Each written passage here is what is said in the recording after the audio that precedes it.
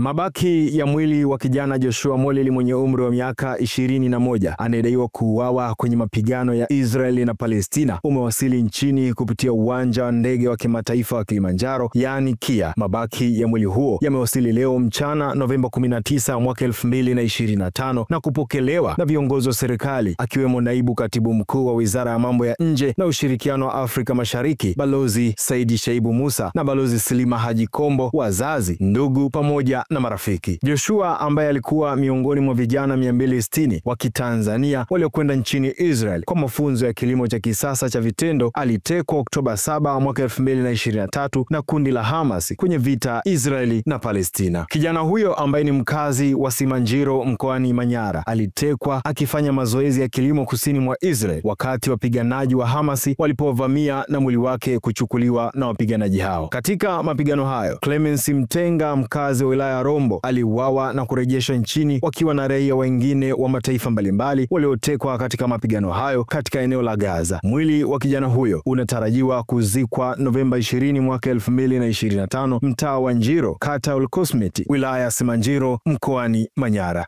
Endelea kufuatilia Mwananchi Digital. Mimi ni Jesse Tunuka wa Mwananchi Digital Kilimanjaro.